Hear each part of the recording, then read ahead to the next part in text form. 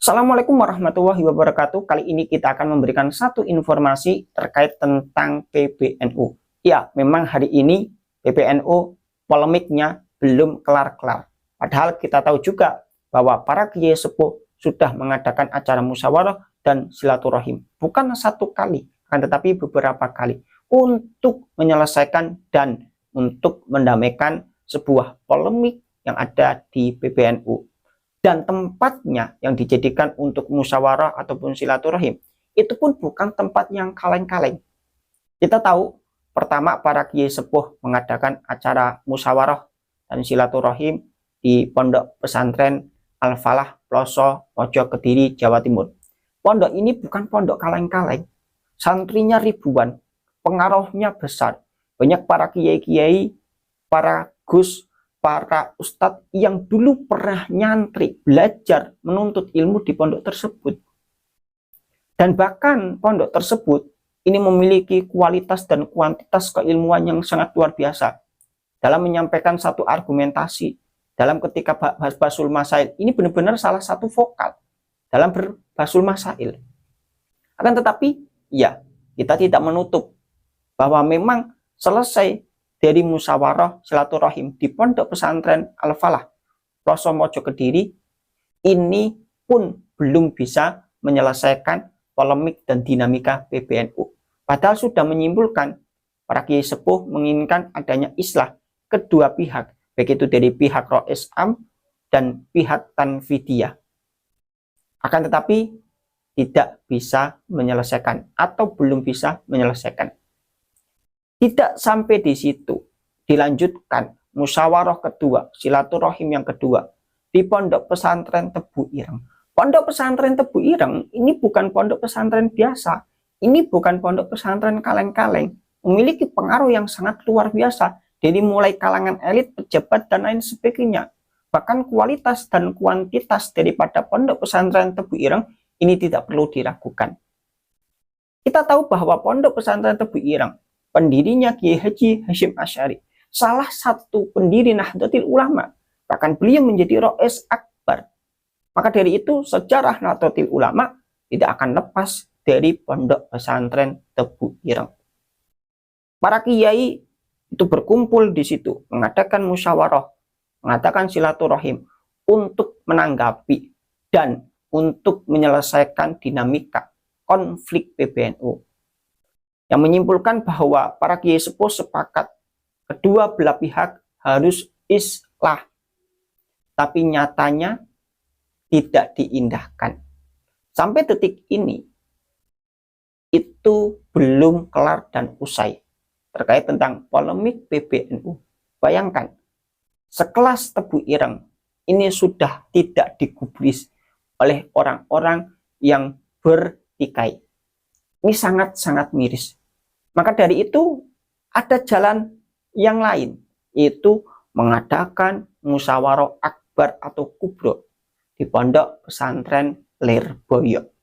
Pondok Pesantren Lirboyo jelas alumninya itu sangat-sangat banyak, ribuan, bahkan mungkin jutaan.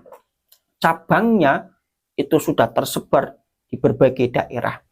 Santrinya itu puluhan ribu. Dan kualitas keilmuannya tidak bisa diragukan lagi. Ketika Basul Masail, Pondok Pesantren Lirboyo mengirimkan delegasi, pasti dari Pondok Pesantren Lirboyo itu menjadi vokal dalam Basul Masail. Maka para kiai-kiai Lirboyo, para sesepuh-sesepuh Lirboyo, dan para kiai-kiai yang lain menyelesaikan dinamika PBNU yang ketiga kalinya di Pondok Pesantren Lirboyo. Lah, yang menjadi pertanyaan, apakah setelah selesai musyawarah kubro atau musyawarah akbar di Pondok Pesantren Lirboyo, ini masalah dinamika PBNU bisa kelar dan selesai, atau secepatnya untuk mengadakan acara apapun untuk menyelesaikan karena hasil musyawarah dari Pondok Pesantren Lirboyo. Lah, umpama ini umpama doang, Umpama pondok pesantren Lirboyo mengadakan acara besar-besaran ini, tidak diindahkan lagi, tidak menyelesaikan konflik, terus akan diadakan di mana? Apakah harus di Robito Alawiyah untuk menyelesaikan konflik ini? Karena Roh Islamnya kita tahu bahwa Roh Islam itu sangat patuh terhadap klan Ba'alawi, sangat tunduk terhadap klan Ba'alawi. Maka apakah ini akan ada acara di Robito Alawiyah, di gedung Robito Alawiyah, atau di pondoknya klan Ba'alawi untuk menyelesaikan polemik ini?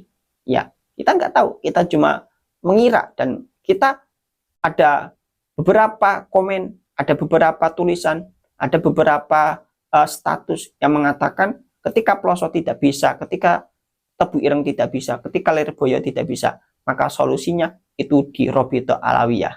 Nah, seperti itu. Ya, kita berharap sih dengan adanya musyawarah kubra atau musyawarah akbar ini di Pondok Pesantren Lirboyo yang mengundang seluruh pengurus Nahdlatul Ulama di seluruh dunia, mulai dari PB, PW, PC sampai ke luar negeri. Ya, semoga cepat selesai. Karena dipandang publik itu tidak baik. Yang kedua, itu menurunkan marwah Nahdlatul Ulama, organisasi. Jelas dipandang-pandang tidak baik, tidak etis. Lebih-lebih permasalahan ini kita dengar bahwa permasalahan tersebut tidak lepas dari tambang. Kan unik. Sebuah organisasi yang mengatasnamakan Islam tapi berebut dunia. Ini kan tidak etis dipandang masyarakat umum. Apalagi lebih-lebih masyarakat bawah. Ini memandang yang di atas itu tidak baik. Marwah para kiai-kiai kita itu bisa turun derajatnya, bisa turun marwahnya, itu karena konflik yang ada di PBNU tersebut. Ya, kita berharap semoga konflik ini, permasalahan ini bisa secepatnya diselesaikan, bisa secepatnya rampung. Ya, semoga di Lirboyo ini musyawarah terakhir yang menghasilkan kesimpulan dan kesepakatan adanya solusi yang terbaik bagi polemik yang terjadi sekarang ini untuk kesejahteraan, untuk keberlangsungan organisasi Nahdlatul Ulama. Mungkin itu saja yang bisa kita sampaikan. Banyak kesalahan, kehilafan, kita minta maaf sebesar-besarnya. Suratira Joyaningrat Lebur Tinim Pangastuti. Salam Nusantara, salam sejahtera. Assalamualaikum warahmatullahi wabarakatuh.